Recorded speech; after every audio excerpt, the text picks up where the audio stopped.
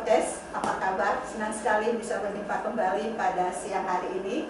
Kami hadir dengan salah satu narasumber yang selama ini sangat konsen di bidang pendidikan. Beliau punya terobosan cukup banyak dan begitu karismatik juga orangnya. Nah, pada siang hari ini beliau telah hadir ingin mengungkapkan apa saja yang telah diperbuat dalam memimpin kampus Institut Agama Islam Negeri Sorong. Nah, baik sahabat podcast, simak perbincangan kami dengan Pak Rektor IAIN Sorong, Pak Dr. Hamzah Hairia MAG. Assalamualaikum Pak. Waalaikumsalam warahmatullahi wabarakatuh. Apa kabar Pak? Alhamdulillah semua sehat ya, Ibu Ros juga sehat ya. Alhamdulillah. Oke Pak. Ya. Pak gimana nih? Sekarang IAIN perkembangannya pesat ya, luar biasa. Ya, kita bersyukur kita sudah 2 tahun ya. Ini masuk tahun ketiga setelah menjadi IAIN. Dulu STAIN ya, sekarang menjadi IAIN. Alhamdulillah itu dukungan masyarakat, pemerintah, tokoh adat, mahasiswa kita semua. Ini adalah kampus kebersamaan kita. Gitu. Iya, sekarang ini bagaimana minat dari lulusan siswa di Kota Sorong, khususnya di Sorong Raya terhadap IAIN sendiri, Pak? Ya, memang kita ini jor-joran mengkampanyekan ya, sosialisasikan bahwa kita sekarang ini sudah berubah menjadi IAIN, sudah menjadi institut. Memang keinginan masyarakat, kebutuhan masyarakat itu sangat ditentukan oleh jenis dan jumlah prodi. Jadi saya kira ibarat orang mau makan ya, masuk warung itu ya banyak menu, banyak juga pilihan. Oke. Nah itu, kita punya prodi sekarang ini sudah 10. Kita usul, kita menunggu 2 dan nanti menjadi 12. Satu prodi S2.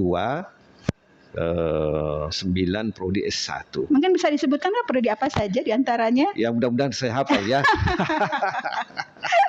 Yang jadi unggulan? Sebenarnya semua unggulan karena semua punya minat pendaftar luar biasa. Misalnya di Fakultas Tarbiyah itu ada pendidikan agama Islam. Jadi sangat favorit. Ada tadris bahasa Inggris. Tadris bahasa Inggris itu. Lalu kemudian ada tadris IPA, ilmu pengetahuan alam. Lalu kemudian ada manajemen pendidikan Islam. Nah, 2 ini tadi IPA dan MPI ini, manajemen pendidikan Islam baru. Baru ya? Baru kapan sejak? Ini memasuki tahun kedua. Oh iya. Kalau yang lain ini sudah sekian tahun. Ada 4. Kalau di Fakultas Syariah dan Dakwah itu ada ekonomi syariah, ekonomi Islam. Lalu kemudian ada bimbingan dan penjualan Islam. Lalu kemudian ada komunikasi dan penyiaran Islam. Lalu kemudian ada hukum Islam. Hukum Islam. Di pasca sarjana itu ada kepemimpinan transformatif. Nah, ada lagi 2 prodi baru yang kami tunggu, yaitu sosiologi agama dan psikologi Islam. Keren-kerennya apa ya jurusannya ya? Itu prodi ya? Agama dan satu lagi psikologi Islam. Ada juga psikologi Islam. Ini kami mungkin tahun ini sudah bisa turun. Gitu. Sudah mulai dibuka ya Pak ya? Kayaknya tahun ini belum, tapi persiapan tahun depan. Ya. Persiapan tahun depan. Jadi saya kira Sorong ini sebenarnya saya melihat itu kota rantauan Pak, bisnis. Jadi kita harus menyesuaikan prodi-prodi yang dibutuhkan masyarakat. Betul. Nah, jadi mungkin prodi umum ini harus kita buka lebar-lebar supaya kemudian masyarakat itu cenderung ke sana. Gitu. Iya benar. Meskipun prodi-prodi yang kita sebutkan tadi itu sebenarnya dia bertahan, tetapi tumbuhnya tidak terlalu signifikan. Gitu. Kenapa Pak tidak terlalu signifikan itu? Tidak signifikan. Apakah itu karena animo yang kurang? Kelihatannya pasar menghendaki begitu. Pasar menghendaki begitu. Nah sekarang ini tren ini adalah ekonomi syariah. Itu menjadi tren. Lalu kemudian bahasa Inggris. Oh iya, bahasa Inggris ya. Bahasa Inggris juga tren. Oh, iya, pendidikan agama. Sebenarnya kita punya lulusan itu terserap di dunia kerja. Di dunia kerja. Ini saya kira menjadi satu keunggulan. Jadi misalnya begini, Bu Ros, ketika mereka itu KKNT kerja nyata terpadu di kantor-kantor pemerintah itu, mereka sudah diminta. Oh, langsung tawarkan ya Pak ya? Langsung ditawarkan mau kerja di sini ya. Jadi seperti itu. Jadi kita bersyukur, terutama misalnya kalau pendidikan agama Islam apalagi banyak sekolah-sekolah yang membutuhkan itu. Banyak sekali. Kita bersyukur serapan itu. Berapa persentasenya Pak? Artinya mungkin sudah ada data outputnya IAIN Sorong sendiri yang terserap di dunia kerja. Itu mencapai 92%. Tinggi ya Pak ya, lumayan 92%, selebihnya itu ada yang lanjut, ada yang harus apa dan sebagainya. Hebat ya. Nah, saat ini bagaimana perbandingan artinya antara jumlah mahasiswa dengan dosennya Pak? Apakah sudah ideal atau belum? Seperti apa Pak?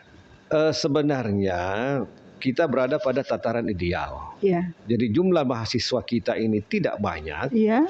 Itu kan satu prodi itu minimal 5 dosen. Nah, jadi kalau misalnya 10 prodi itu mestinya kan 50. Itu minimal 50. Oh, satu dosen. Minimal 50. Jadi dosen kita sudah 50, tetapi saya melihat dalam satu semester itu dalam satu semester itu kita turunkan sekitar 70 dosen. Dosen ya. Ada praktisi dan seterusnya seterusnya. Jadi sangat ideal. Sangat ideal. Jadi satu dosen itu sebenarnya bandingannya sekitar berapa ya? 20 berapa ya? Itu jadi masih sangat tataran ideal gitu. Oke. Jadi penerimaan mahasiswa IAIN ini apakah selalu melalui jalur khusus atau ada jalur lain lagi, Pak? Kita memiliki 3 jalur. 3 jalur. 2 yang dilakukan secara nasional. Oh iya. Misalnya SPAN. SPAN ini seleksi penerimaan nasional. Itu berpusat secara nasional. Jadi seluruh PTKIN, jadi perguruan tinggi keagamaan Islam negeri itu dikumpul dalam sebuah wadah. Lalu kemudian sama-sama tes gitu.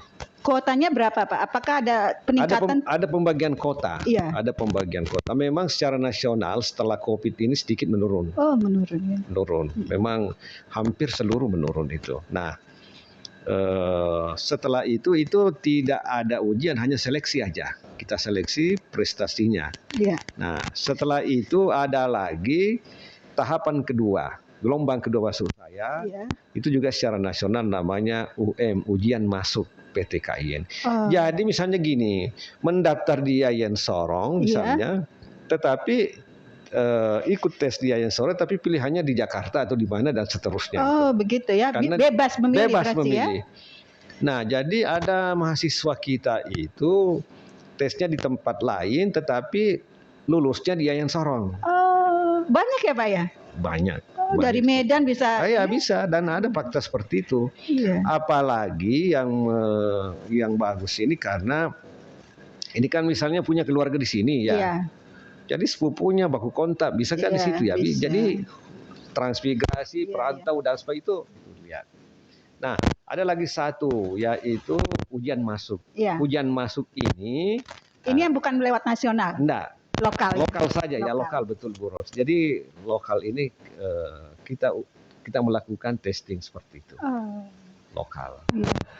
Artinya untuk setiap tahun kuotanya untuk lokal selalu ditingkatkan atau bagaimana Pak? Sesuai. Ya, kita tingkatkan. Selalu ditingkatkan ya sesuai. Karena fasilitasnya saya lihat kan sudah sangat memadai ya Pak ya. Fasilitas luar biasa. Luar biasa ya. Cuma memang kita ingin membuka lagi prodi, tetapi itu lagi kita diminta badan akreditasi itu harus begitu. Ada ketentuannya Pak. Ketentuannya seperti itu. Nah, itulah sebenarnya tantangan kami sebagai plat merah ya. Kan plat merah ya. Ada rambu-rambu yang harus diikuti. Ada rambu-rambu yang harus kami ikuti. Kita bisa mengangkat dosen, tetapi aturannya harus seperti ini, seperti itu, seperti itu. Jadi memang ada betul. hal yang perlu diterobosi ya. Tetapi ya normanya aturannya juga harus tetap kita harus perhatikan. diikuti ya Pak ya. Nah kalau sekarang berapa banyak Pak mahasiswanya sudah mencapai dari Kami punya mahasiswa total? itu 1.300. 1.300 ya, 1.300 lumayan banyak ya Ya. Pak ya. Artinya selama ini mereka dalam kuliah itu apa yang didapatkan Pak? Nilai tambah yang mereka dapatkan kuliah di IAIN sendiri. Jadi begini, setelah menjadi IAIN ini ada perubahan mendasar. Iya. Ceritanya dulu itu kan di S2 ya. Di S2 kita itu ada namanya distinsi kepemimpinan transformatif. Itu di S2. S2 kita ini kan masih dulu STAIN ya. Iya. Jadi kepemimpinan transformatif. Nah, setelah menjadi IAIN, teman-teman menginginkan supaya pengembangan keilmuan IAIN Sorong itu diarahkan pada kepemimpinan transformatif. Nah, jadi itu seperti apa Pak konkretnya? Nah, jadi gini, seluruh mahasiswa harus belajar mata kuliah kepemimpinan transformatif tanpa melihat dari prodi mana gitu. Supaya kemudian S2 ini kuat tadi kita naikkan sebagai bagian dari pengembangan kelembagaan. Nah, menjadilah mata kuliah itu kepemimpinan transformatif itu menjadi mata kuliah institusi. Kita ajarkan mereka. Semua prodi ada? Semua prodi kita ajarkan di semester 1. Nah, ini yang menjadi ciri, menjadi pembeda prodi-prodi lain di seluruh Indonesia. Kepemimpinan transformatif. Kepemimpinan transformatif. Kira-kira Ibu Ros tanya itu apa sih bedanya warung? Ya warung di sana, itu sama-sama warung, supermarket dan seterusnya. Tapi cita rasa yang mau dibangun kita itu adalah kepemimpinan transformatif. Nah, kepemimpinan transformatif juga masih penasaran nih. Ini seperti apa Pak konsepnya ini? Sebelum sampai ke situ begini, misalnya ekonomi syariah. Ekonomi syariah. Ekonomi syariah banyak prodi di tempat lain. Tetapi ketika nanti alumni kita itu selesai, mahasiswa kita, maka cita rasanya adalah ekonomi syariah, tetapi ruhnya itu adalah kepemimpinan transformatif. Nah, jadi gelarnya bisa saja SE, sekarang gelarnya SE, tetapi ruhnya itu. Konkretnya rohnya itu apakah seperti apa Pak? Ini kan kesempatan saya kampanye ya. Saya promosi. Kepemimpinan transformatif. Kapan lagi bisa begini ya? Saya sebenarnya pertama terima kasih kepada Radar Sorong ya. Ini kita lupa ini berterima kasih bersama sekali ya. Bisa diundang ke podcastnya. Iya Pak. Ini kita hadir. Jadi ini luar biasa menurut saya. Kita apresiasi. Teman-teman di media bisa melakukan ini. Saya kira ini mencerahkan masyarakat. Jadi misalnya tadi pendidikan agama Islam, Pak, dia kan guru. Tapi ruhnya itu kepemimpinan transformatif. Nah, ini jadi seluruh prodi kita itu ruhnya seperti itu. Nah, pertanyaannya apa sih itu kepemimpinan transformatif? Ini jadi gini, ada dua gaya kepemimpinan yang populer. Yang pertama gaya transaksional. Nah, jadi Anda kasih apa saya ikut Anda gitu. Nurut saja. Tapi harus ada barter gitu ya. Saya dapat apa dan kasih apa. Take and give ya Pak. Kita kira-kira. Jadi sama dengan penjual, ada barang, ada harga gitu kira-kira. Nah, ada lagi yang kedua yang ini yang kita kenal dengan kepemimpinan transformatif. Kepemimpinan ini sebenarnya dipopulerkan oleh Barat itu sebenarnya menginginkan bagaimana ada nilai. Ada nilai yang membangun dalam komunikasi antara bawahan dengan atasan itu. Bukan hanya persoalan take and give, bukan hanya itu. Tetapi bisakah pemimpin itu merubah lembaga, tetapi yang dijual itu adalah nilai perubahan. Kira-kira begitu. Artinya dia memiliki ide-ide untuk membuat sesuatu seperti itu. Terobosan gitu. Lalu kemudian bawahan itu mengiyakan. Ini yang kita lihat. Jadi nilai. Saya ingin merubah desa ini. Saya akan membangun sesuatu yang punya nilai antar generasi. Nah, orang percaya ikutlah seperti itu. Berarti mahasiswanya ditanamkan bagaimana memiliki ide-ide gitu ya Pak. Kelak jadi pemimpin. Itu salah satu. Itu salah satu. Jadi untuk mendukung kebijakan itu kita luncurkan satu program namanya Konsultan Muda. Jadi alhamdulillah Ibu Ros, dukungan teman-teman semua, dukungan masyarakat, tokoh, lalu kemudian dari mahasiswa kita itu ditransformasikan menjadi konsultan muda. Kemana aja Pak? Nah, tunggu dulu. Saya tidak sabaran untuk sabaran ini. Jadi konsultan muda itu adalah mereka nanti itu akan memiliki beban. Jadi kita bebankan dalam pemikiran mereka bahwa apa yang Anda bisa persembahkan kepada sesama manusia gitu. Nah, ini tadi kita tidak katakan Anda konsultan bayar sekian, tidak begitu gitu. Apa yang Anda bisa persembahkan kepada orang lain gitu. Nah, oleh karena itu pola pikirnya kita ubah. Salah satu pola pikirnya adalah Anda harus pintar-pintar melihat identifikasi masalah, merumuskan masalah, lalu kemudian identifikasi rumusan masalah, lalu kemudian menentukan rumusan masalah, lalu kemudian strateginya seperti apa. Itu semua kita harus bangun pola pikirnya seperti itu. Nah, konsultan muda ini itu ada yang sifatnya keinginan sendiri. Contoh gini, ada mahasiswa kita itu sejak SMA atau alias sudah berdagang. Itu kita kembangkan saja dagangannya. Jangan gara-gara kuliah Anda tidak ke pasar, itu juga salah gitu. Nah, ada misalnya mahasiswa kita yang sejak dulu itu dihafal Quran. Nah, kita takut kalau misalnya dia masuk kuliah dia yang hilang hafalannya. Ini juga kita kembangkan. Tetap dikembangkan sesuai ininya ya. Itu. Jadi apa yang menjadi modal dasar itu kami kembangkan, kami kemas menjadi konsultan muda. Nah, tambah lagi dia punya misalnya pengetahuan berbasis keilmuan gitu. Artinya untuk menjadi konsultan muda mereka diterjunkan ke dunia usaha atau seperti apa Pak? Sesuai dengan pilihannya gitu. Oh, sesuai pilihannya. Pilihannya kita tidak memiliki fokus apa, tetapi dia punya keterampilan, kemauan itu apa? Itu yang kemudian kita kemas. Dikemas. Jadi kampus ini sebenarnya adalah menciptakan model sesuai dengan keinginannya lalu menjual ke pasar. Nah, itu yang menjadi harapan kami konsultan muda. Nah, ada keinginan kita dan sekarang kita godok dia punya regulasi bahwa ada kan namanya KKNT ya, apa itu kuliah kerja nyata terpadu. Nah, ini nanti tidak perlu lagi KKN.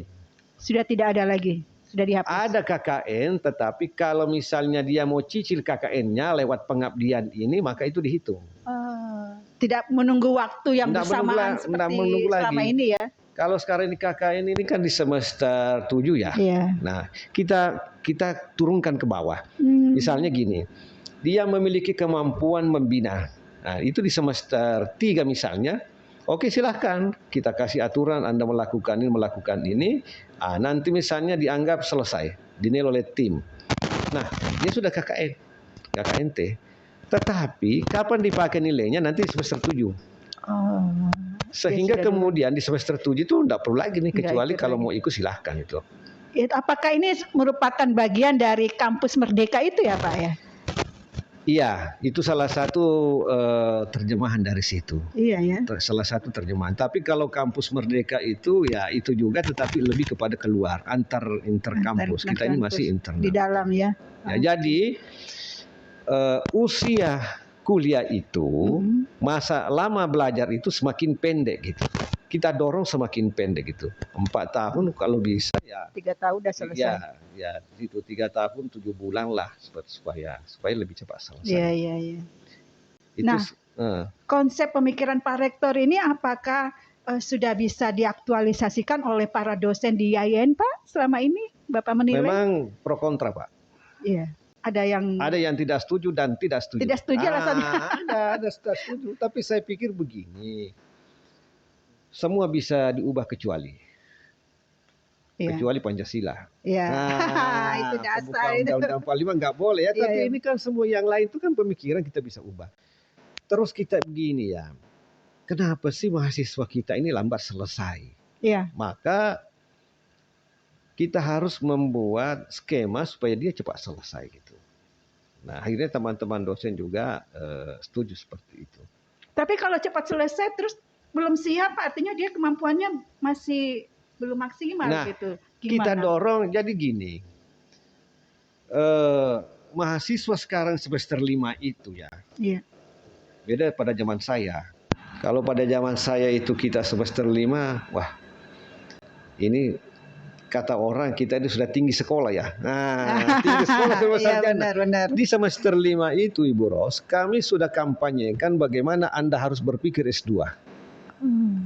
Jadi sejak awal itu kita lakukan percepatan tentang informasi pasca gitu. Mau kuliah di Makassar, di Jakarta itu. Jadi kalau Ibu tadi mengatakan bahwa bagaimana kalau nggak siap, saya kira dari awal kita sudah jali berbagi informasi seperti itu. Nah, inilah sebenarnya semangat yang kita bangun dari kepemimpinan transformatif. Gitu. Nah, dan kalau ini yang berjalan optimal, maka sebenarnya posisi S2 itu, dulu kita bangun S2 begini. Ibarat itu kan bikin rumah ya. Iya. Kalau misalnya orang punya rumah lantai 1, ya punya rumah lantai 2. Iya. Nah, kalau kita punya rumah lantai 2, pasti kita naik lantai 2 ya. Lantai 1 sudah dilalui gitu. Nah, itu juga kita pikir. Ya, jadi nanti setelah ada S2, S3-nya iya, lagi. S3 lagi itu. Nah, itu maksudnya jadi kita bikin jangka panjangnya Pak ya. Jangka panjangnya seperti itu, Bro. Seperti itu. Benar. Nah, saat ini saya juga melihat lulusan-lulusan IAIN itu hebat-hebat ya Pak ya. Kemarin saya ikutin wisudanya cum laude, terus nilainya juga pada tinggi-tinggi semua Pak gitu. Nah, ini bisa dijelaskan bagaimana fenomena ini. Kalau kita dulu kan dapat A itu susah sekali ya zamannya kita itu Pak ya. Sekarang berarti anak-anak sekarang cerdas-cerdas ya Pak ya. Ya, saya kira juga sistem penilaian yang beda. Iya ya. Sistem penilaian beda. Dulu itu kan makna ujian itu ya lolos dan tidak lolos. Iya. Kan instrumennya kan menjawab soal, ada jawaban lulus dan tidak. Iya. Sekarang ini instrumennya banyak. Pertama kehadiran. Iya, betul. Nah, itu kan dinilai juga kehadiran. Partisipasi dalam kelas. Lalu kemudian tugas-tugas dari dosen. Ada lagi namanya mid test, ujian pertengahan ya. Lalu kemudian apa lagi? UAS itu jadi ada 5. Ada 5. Jadi bukan hanya satu indikator aja satu. Ya. Jadi itu yang membedakan. Dulu Ibu Ros bagaimana? Ini kan seperti saya tidak lulus ya, tidak lolos lah gitu. Kita ini enggak. Sekarang ini ada 5 item sehingga kemudian kalau ini semua diisi maksimal memang. Betul. Nilainya bisa bagus. Dan memang kita lihat juga mahasiswa sekarang juga memang inteligensinya juga jauh ya, mungkin gizinya juga sudah semakin lebih bagus. Kalau kita dulu ini kan jalan kakinya luar biasa ya. Nah, kalau mereka ini saya lihat duduknya yang banyak. Apa namanya itu? Pegang-pegang HP gadget ya Pak ya. Nah, itu kalau kita kan jalannya yang banyak, itu yang membedakan. Saya juga mendengar tentunya ada kemudahan-kemudahan, ada fasilitas bagi mahasiswa ya Pak yang diberikan. Salah satunya adalah beasiswa ya di IAIN. Bisa dijelaskan sedikit Pak tentang beasiswa bagi mahasiswa itu? Ada beasiswa kita. Iya. Jadi pemerintah mengalokasikan tahun ini 2023 250 kartu Indonesia Pintar. Ada juga yang beasiswa perorangan. Jadi misalnya gini, ada yang misalnya butuh pembayaran SPP. Saya hubungi ini person ini, itu juga ada seperti itu. Ada juga seperti itu. Saya biasa telepon Basnas Kota, Basnas Kabupaten. Ini ada mahasiswa saya mau ujian. Percaya dia Basnas itu apa? Nah, itulah komunikasi kita. Ada orang yang punya kita lihat punya komunikasi bagus, kita ada yang gitu. Iya benar. Itulah yang saya urus Ibu Ros. Oh, berarti Pak Rektor memang harus mengembangkan jaringannya ya Pak ya. Saya harus begitu. Ada misalnya mahasiswa saya butuh apa, saya hubungi pengurus masjid. Iya, begitu. Nah, selain tadi kepemimpinan transportasi, ide-ide apa lagi yang ditanamkan di IAIN Pak selama kepemimpinan Pak Rektor? Alhamdulillah ini ada lagi Mahat. Mahat itu apa Pak? Mahat itu pesantren. Oh iya. Pesantren ya. Jadi ada namanya mahasantri. Ya, jadi tadi 3, mahasiswa, konsultan muda, lalu kemudian mahasantri gitu. Nah, mahasantri ini kita minta semester 1 itu tinggal di sana 1 tahun. 1 tahun kita godok, tinggal di sana 24 jam, setelah itu kita lepas. Ya. Nah, di situ kita banyak ajarkan tentang ajaran Islam, kepemimpinan, karakter, pola komunikasi seperti itu. Dari tenaga dosen sendiri yang membimbing sebagian mereka? Tenaga dosen. Sebagian tenaga dosen. Kita libatkan juga tokoh dari luar by Zoom untuk membina mereka. Apa yang ingin dihasilkan dari tenaga santri itu? Kuncinya percepatan. Percepatan. Ya? Jadi gini, karena ini adalah semester 1, maka kita ingin kepemimpinannya itu etosnya melejit.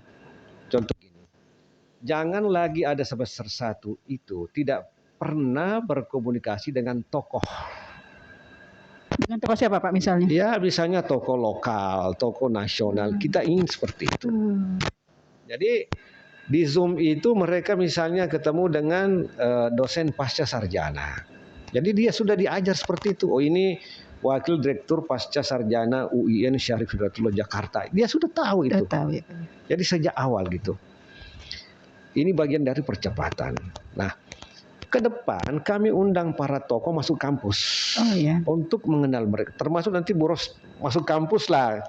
Jadi malam Jumat itu Boros, malam Jumat itu kami harus berdoa sama-sama dengan mahasantri mendoakan. Nah, kami minta tokoh itu silakan masuk kampus. Melihat bagaimana rekreasi akademik ya. Mereka itu kan dari berbagai daerah ya. Artinya mereka masuk di santri itu nggak ada pungutan ya Pak, nggak ada biaya gitu ya, gratis? Begini, ada. Ada. Tapi ya, ini kan ya ada beasiswa. Oh, ada beasiswa. Beasiswa inilah yang dia pakai untuk membayar sewa gedungnya itu berapa. Tapi kan semua masuk negara ya. Masuk negara. Jadi itu dia gunakan. Nah, memang dulu kami hitung begini. Kita buatkan catering. Catering. Setelah kami hitung Ibu Ros, ternyata itu satu bulan itu katakanlah misalnya 1 juta. Rupanya setelah kami hitung beasiswanya nggak cukup gitu. Waduh, kami harus minus cari ya Pak ya. Minus. Sehingga kemudian terkatung-katung itu mau masuk dan tidak mau masuk bagaimana. Akhirnya kita menghitung. Oke, kita tanggulangi sekitar 470.000 per bulan per mahasiswa untuk membuat catering gitu. Saya berpikir kalau 100 itu sama dengan 47 juta, di mana mau ambil uang. Nah, saya pikir diskusi dengan pimpinan lain teman-teman akhirnya begini saja, enggak usah pakai catering, masuk saja. Masuk saja di dalam. Kami juga kan dulu tidak ada catering ya waktu kami kuliah ya. Makannya gimana Pak? Makannya saja makan. Nah, itu yang terjadi sekarang. Jadi setelah mereka masuk itu tidak ada catering, mereka itu cari sendiri. Dia bisa masak sendiri. Mungkin Bu Ros ngerti yang namanya kangkung ya. Makanan sehari-hari Pak. Oh ya. Di kampus itu kan banyak lahan kosong ya, ternyata tumbuh kangkung itu. Jadi ada yang nanam mereka. Saya tidak tahu nanam dari mana itu, tumbuh sendiri mungkin. Jadi anak-anak itu pagi itu habis sholat subuh ke sana cari kangkung. Artinya lebih kreatif Pak mereka. Itu yang saya maksud. Jadi memang awalnya ini persoalan makannya gimana nih, bingung kita pimpinan. Jangan dimanjakan memang Pak. Ya, tapi karena ini demi percepatan, kemandirian dan seterusnya kita kasih masuk. Alhamdulillah. Ternyata ada juga 1-2 orang datang bawa beras. Itu 1 5 kilo itu kan kasih saja store, apalagi telur itu dan sebagainya masuk saja. Itu sudah berapa lama Pak kegiatan mahasantri itu? Kalau mahasantri ini kurang lebih 4 bulan. 4 bulan sudah masuk itu. Sudah melihat apa efek dari kegiatan mahasantri? Alhamdulillah luar biasa. Iya. Contohnya apa Pak? Biasa. Jadi mereka itu dulu kan begini. Ini dari daerah-daerah testimoninya bahwa dulu tidak bagus dia punya bacaan Quran. Alhamdulillah dibina dengan baik seperti itu mereka juga. Dulu yang kurang baik datang ke masjid, dia sudah datang seperti itu. Jadi lebih digembleng ya Pak Adil, main khusus. Kita memang gembleng gitu, namanya maha ya. Maha santri gitu. semua mahasiswa ya Pak, wajib ikut itu Mas Antri. Kita dulu yang sekitar sekarang ini sudah 80 yang masuk. Artinya tidak diwajibkan mahasiswa itu? Sebenarnya diwajibkan. Tetapi ini kan tarik ulur gitu. Tarik ulurnya di mana Pak? Enggak usah deh takut. Nah, Papua ini harus ada contoh gitu. Iya. Nah, karena ini tahun pertama, dulu sebenarnya sebelum COVID kita mau kasih masuk, tapi COVID ini. Nah, kita buka tahun pertama ini, banyak yang maju mundur gitu. Iya, karena COVID, alasan COVID kemarin itu ya Pak? Ya, nah sekarang masuk ini, itu tadi banyak yang maju mundur. Masuk lagi, pulang lagi, masuk lagi, pulang lagi. Alhamdulillah sekarang sudah ada bertahan sekitar 80. Sudah 40 ya Pak? 80-an. lebih ya. Iya. Jadi saya janji mereka, Anda nanti keluar pada saat sekitar bulan 8. Jangan lama di sini. Nah, jangan lama di Mahat karena nanti juniormu akan masuk gitu. Iya. Itu apakah menerima juga dari kampus luar selain IAIN untuk mahasiswa antri ini atau intern IAIN sendiri? Kita coba dulu intern aja ya Pak ya. Ya. Nah, inilah salah satu keunggulan kita karena memang kita godok. Jadi Maghrib Isya itu di masjid, kasih pengajian. Setelah jadi imtaknya lebih bagus Pak. Imtaknya juga, analisis sosialnya juga bisa. Kesetia kawanan sosial. Iya. Bayangkan kalau 10 orang ketemu dari berbagai daerah tidak punya uang. Iya. Ini kan itu sangat betul. Ini kan yang menarik, ya. Gitu ya. Menarik sekali ya Pak ya. Nah, tadi Pak Rektor katakan sekarang jor-joran nih kita untuk bagaimana lulusan adik-adik kita bisa kuliah di IAIN. Kan ini negeri ya Pak ya, artinya apa? Iya ini negeri. Iya. Kenapa mesti harus? Saya harus jor-joran karena di sana fasilitas negara gitu. Artinya kalau negeri itu kan pasti orang tertarik, pasti orang minati gitu ya Pak ya. Ternyata juga ada yang tidak kenal. Oh iya. Ada yang belum kenal. Sosialisasinya masih kurang berarti Pak ya. Iya mungkin itu. Jadi kami harus lewat Facebook, lewat apa. Saya harus ngomong begitu. Iya. Atau mungkin karena IAIN ini prodi-prodinya tadi itu memang belum banyak yang tahu bahwa di sini ada bahasa Inggris dan sebagainya, itu yang sosialisasi tadi. Itu juga. Ya Pak ya. Itu juga. Padahal menunya banyak ya. Ya makanya memang kalau orang sebut Stein itu kan atau IAIN itu baca doa. Baca doa lulus itu. Nanti disuruh baca doa Pak ya. Baca doa itu disebut agama gitu. Itu kan orang gimana sih? Mana kantornya agama itu? Paling Papua saja ya. Untuk menghilangkan image itu. Untuk itu juga salah satu. Jadi kita mau melakukan pencerahan bahwa ternyata di sana itu kita juga belajar umum. Contoh misalnya hukum keluarga. Itu gelar sekarang ini kan SH, sarjana hukum. Ya. Jadi nggak ada lagi I-nya. Dulu kan ada SHI itu. SHI, sarjana hukum Islam. Nah sekarang SH. Sama dengan yang lain. Sama aja dengan yang lain gitu. Benar. Ekonomi Islam, APSE, seperti itu. Ini yang harus disosialisasikan. Gitu. Saya juga lihat ada mahasiswa IAIN, lulusan IAIN yang kerja di bank juga ya Pak ya, banyak ya. Ada yang kerja. Artinya bahwa siap di dunia pasar kerja sebenarnya IAIN ini. Dan itu memang fakta gitu. Fakta. Iya benar. Oke, tertarik sekali. Artinya bahwa IAIN ini sebenarnya bisa jadi primadona ya untuk adik-adik kita yang mau melanjutkan kuliah ya, bisa melihat di sana banyak sekali menu-menu prodi-prodi yang bisa adik-adik pilih gitu ya. Betul. Nah untuk kedepannya apa yang ingin dicapai lagi Pak selain tadi ide-ide tadi itu? Kita ingin merespon keinginan masyarakat. Keinginan masyarakat saya lihat itu mau menjadikan UIN. Jadi apa Pak? UIN, Universitas. UIN, belum sampai ya. Kita ini sebenarnya belum. Sudah lama sebenarnya diperjuangkan itu ya Pak ya, kalau nggak salah. Memang secara struktur kita belum perjuangkan karena kita ini bertahap menjadi IAIN. Nah, memang mungkin tahun ini banyak usulan, pandangan para tokoh itu supaya ini diupayakan, diurus supaya bisa berubah menjadi universitas. Pertimbangannya tadi itu Bu Ros, kalau universitas menunya banyak. Iya. Kalau hanya institut ini terbatas ya Pak ya? Terbatas. Benar. Itu yang dilihat oleh teman-teman dan para tokoh sehingga kemudian ada usulan seperti itu. Kira-kira tahun berapa bisa jadi UN, Pak?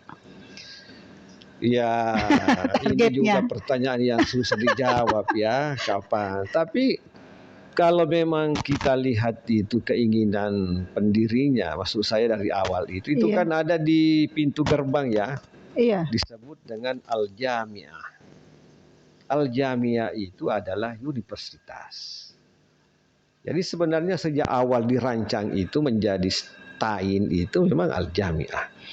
Nah, kapan waktunya saya tidak tahu kapan. Tetapi kalau kita lihat regulasi itu beralih status menjadi UIN itu ada yang kita sudah memiliki syaratnya, ada juga yang belum. Yang belum apa, Pak? Yang belum itu antara lain satu guru besar. Oh, guru besar harus berapa? Guru besar harus Pak? Ada berapa guru besar.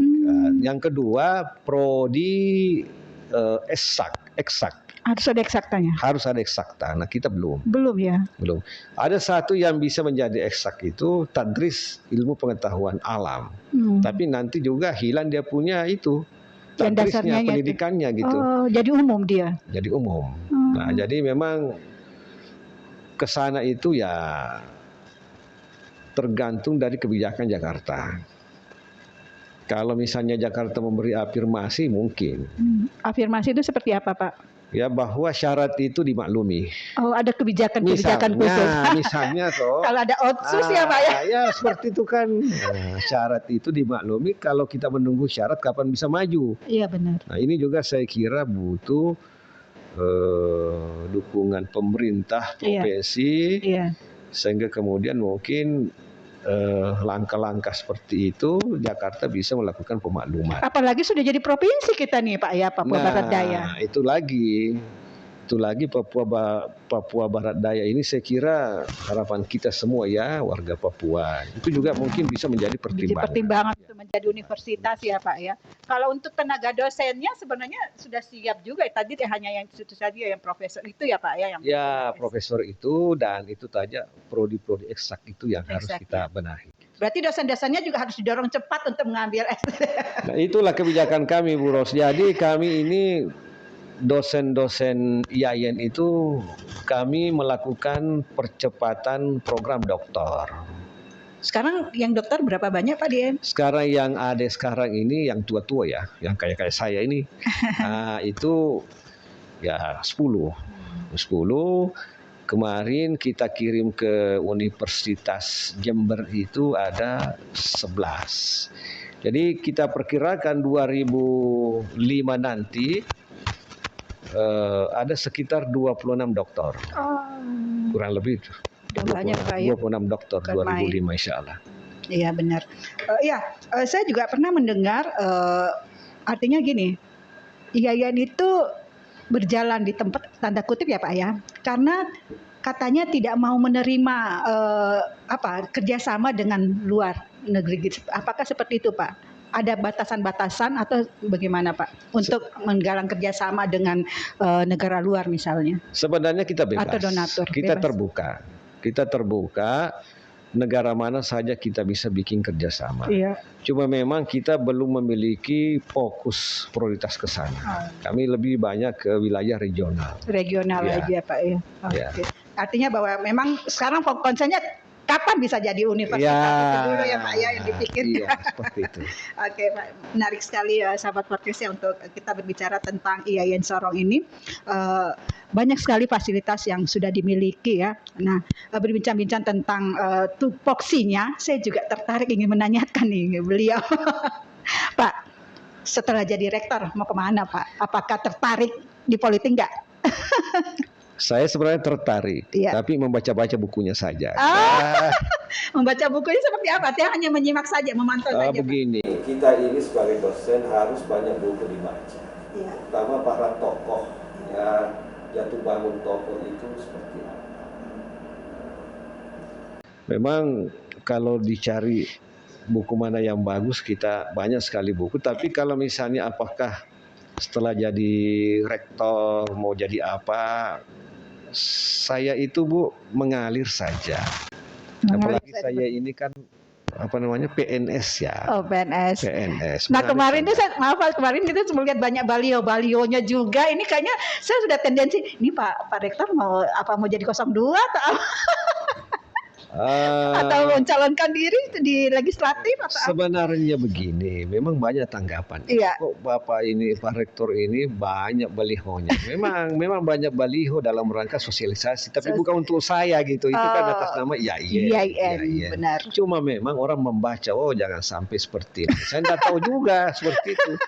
Ada juga disebut kosong apa, kosong ini saya nggak paham itu. Nah, 02 misalnya nggak ngerti saya, tapi kita pasang itu dalam kaitannya dengan sosialisasi bahwa kita eksis, kita ada di IAIN selalu eksis. Ya, seperti itu. Benar-benar, oke Pak. Ya. Yang pasti bahwa kita sudah siap menyongsong siapa nanti yang akan memimpin provinsi ini, kota Sorong ini, kabupaten Sorong ini, saya Pak ya dalam pemilu nanti gitu ya. Kita siap kerjasama ya, sebagai mitra ya. Sebagai mitra. IAIN akan berkembang pesat juga tentunya dengan dukungan pemerintah mendatang ya. Berarti harus selalu membangun jaringan terus ya Pak ya. Itu yang penting Bu Ros. Itu bagian dari kepemimpinan transformatif. Kalau kita sekarang ini hendak punya jaringan, bahasa sederhananya ini kita sudah mati setengah. Mati suri Pak. Iya, sudah mati suri, sudah mati setengah. Karena dengan jaringan itu kita bisa eksis. Benar. Kita bisa seperti ini. Ibu Ros ini kalau nggak ada jaringan dengan saya, gimana ini? Jadi harus ada jaringan. Lewat WA aja mungkin langsung datang saja. Jadi, nah itu juga salah satu kriteria kepemimpinan transformatif. Kita harus aktif gitu ya. Kita hidup ini dalam kondisi serba ketergantungan. Iya benar Pak. Ya, tidak ada lagi orang yang bisa eksis dengan sendirinya. Nah ini betul-betul era jaringan gitu. Siapa yang menguasai jaringan, dia akan sukses gitu. Benar, harus lebih. Berarti kita harus rajin bersilaturahmi ya Pak ya. Nah konsep agamanya begitu, silaturahim. Silaturahim ya Pak ya, tidak menutup era digital diri. Ini disebut dengan jaringan. Jaringan sosial itu harus dikembangkan. Itu menjadi penting sekali. Pak, ya. Penting sekali. Nah, mungkin untuk sedikit saya minta pandangan kita jadi provinsi nih, apa yang harus dibenahi Pak di provinsi Papua Barat Daya ini nih? Ya pertama pengembangan sumber daya manusia yang harus diperhatikan ya? Yang harus diperhatikan karena itu adalah investasi yang menjadi jalan tol gitu. Sumber dayanya harus diperkuat dan kita harus sadar tentang itu. Iya. Nah, sehingga kemudian lama sekolah itu juga meningkat. Kalau misalnya S2, S3, kemudian itu kan lama sekolah. Nah, sehingga kemudian indeks pembangunan manusia juga itu meningkat. Meningkat gitu. Ya Pak. Jadi tidak terbatas hanya di S1 ya Pak ya? Tidak terbatas di S1. Makanya itu sebenarnya di S2 itu kami membuat strategi baru Ibu Ros. Kami mengundang tokoh masuk kampus gitu. Oh, tokoh masuk kampus. Nah, alhamdulillah banyak tokoh yang masuk. Akhirnya mereka tertarik ya Pak? Tertarik dia. Jadi sekarang itu di S2, luar biasa. Outputnya meningkat terus ya Pak ya? Meningkat, mahasiswanya meningkat. Jadi bukan lagi mahasiswa yang baru selesai, itu insya Allah pasti. Tapi ini tokoh kami undang masuk. Jadi ada yang tanya saya, ya ini kan diundang oleh Pak Rektor. Iya belum saya undang bapak-bapak masuk kampus. Dan ternyata bapak masuk kampus. Nah dia tanya lagi bagaimana bayarnya? Ya namanya mahasiswa itu kan bayar dan masuk ke negara ya. Itu jadi. Tapi alhamdulillah banyak tokoh. Banyak yang lulus. Pak Taslim kayaknya dari situ juga ya. Dari sana tokoh dari Ormas banyak juga. Ya. Jadi memang ini menarik, tidak lagi dilihat bahwa itu prodi pendidikan, tetapi dilihat di sisi kepemimpinannya. Jadi dari berbagai bidang keilmuan. Ada yang teknik, saya juga ketawa-ketawa, ada teknik yang masih bagus ini. Iya ya. Ada bahasa Indonesia, ada dari sosial, magister, banyak sekali. Tapi yang biasanya dicari kan yang linear Pak, mungkin bisa lebih diragamkan. Ini juga menjadi bagian penting. Memang linear itu penting, tetapi hidup ini tidak diselesaikan dengan linear keilmuan gitu. Iya. Nah, jadi sesuai dengan kapasitas kita ini butuh linear atau tidak gitu. Nah, karena begini ya, kita punya pengalaman. Saya punya alumni Boros. Iya. Nah, alumni Stain. Dia itu dai. Oh, bicara di mimbar. Iya. Mimbar. Lalu kemudian ada informasi bahwa beliau bukan lagi dai. Dia menjadi penjual di pasar gitu. Sudah beralih ya, Pak. Sudah beralih profesi. Nah, ada lagi. Misalnya di tempat lain. Misalnya di tempat lain itu kan mestinya jadi dokter. Iya. Tapi kan jadi politisi. Iya. Ini kan jadi sebenarnya tidak semuanya harus diselesaikan dengan linear. Apalagi sekarang ini era keilmuan ini ya kita itu studi sesuai dengan apa yang kita inginkan. Yang kita minati apa yang ya? kita minati. Yang kita cintai. Yang kita cintai tentang itu apa yang menjadi kebutuhan kita. Iya, benar, Pak. Saya membayangkan nanti prodi distingsi kepemimpinan transformatif juga akan seperti itu. Dan terbukti sekarang begitu. Iya. Ada yang kalau kita sekarang lihat angkatan 2022 ini ya, usia yang di atas 40 itu banyak sekali. Di atas 40 gitu. Iya. Kalau yang di bawah 40 kan yang masih itu berselesai Angkatan itu yang 40. Seperti itu ya Pak ya. Jadi sampai sekarang ini saya mengundang Toki Boros juga, kami undang masuk kampus lah, S2 teman-teman masuk lah. Gitu. Nanti jadi tertarik gitu. Ya, dan apa yang kita temukan di S2 itu adalah kalau ilmu ya oke, jaringan itu. Iya. Jaringan antar tokoh itu menjadi penting gitu. Nah, jadi dulu di sana kita tidak kenal, masuk di kampus menjadi salah satu teman alumni itu kan bagus ya, banyak sekali yang masuk. Oke, aduh keren sekali perbincangan hari ini ya. Banyak sekali terobosan ide-ide dari Pak Rektor ini yang sangat kita kagumi. Baik Pak Rektor, Pak Hamzah, mungkin bisa memberikan closing statement untuk edisi kita pada siang hari ini. Ya, pertama Papua Barat Daya ini adalah provinsi baru ya. Iya.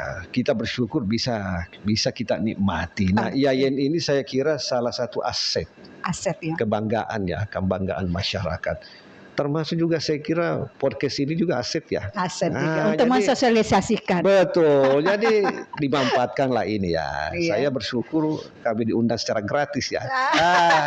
Gratis dan mendadak. Dan mendadak Pak. Saya juga mohon mungkin lagi lain kali diundang lagi mendadak ya. Kami juga datang. Perdana ini tapi dagingnya isinya ya. daging semua. Seperti itu. Iya. Ini adalah media kita semua, media baru dan dunia sekarang ini seperti dunia ini gitu. Iya, sudah era digital. Sudah era digital. Oleh karena itu pola pikir kita harus kita ubah. Kita harus ubah bahwa ternyata sekarang ini tidak perlu lagi menjadi faktor tunggal itu ketemu. Ya, media kita ini, generasi kita ini sudah generasi maya gitu. Kita hanya ketemu lewat udara dan seterusnya. Dan radar Sorong ini saya kira itu sudah melakukan transformasi. Iya. Dan ini kita dukung ya. Terima kasih Pak. Terima kasih dan sukses ya. Amin. Sukses untuk kita semua ya. Terima kasih. Oke, terima kasih. Baik sahabat podcast, saya kira demikian pembicaraan kami pada siang hari ini dengan Pak Rektor IAIN, Pak Dr. Hamzah Hairia MAG. Begitu banyak yang beliau sudah ungkapkan. Semoga adik-adik yang lulusan akan melanjutkan perguruan tinggi nggak usah keluar daerah, ke IAIN aja. Yuk kita kuliah di IAIN. Saya sudah mempromosikan ini Pak IAIN. Iya. Luar biasa. Baik, terima kasih Pak sudah hadir. Berikutnya nanti akan kita undang lagi. Insya Allah. Saya akhiri dengan semoga kita selalu jadi lebih baik dengan cita-cita kita yang akan kita gapai, sahabat podcast. Terima kasih yang sudah like, komen untuk channel ini. Terima kasih ya. Kemarin katanya ada yang komen tapi kita nggak respon. Aduh maaf, mungkin terlalu sibuk gitu ya. Nah, berikutnya dipantau terus channel kita ini karena akan ada tamu-tamu yang spesial seperti hari ini Pak Rektor IAIN yang luar biasa. Baik, saya akhiri dengan kita tetap semangat ya Pak menyambut era digital. Terima kasih Pak. Terima kasih. Thank you.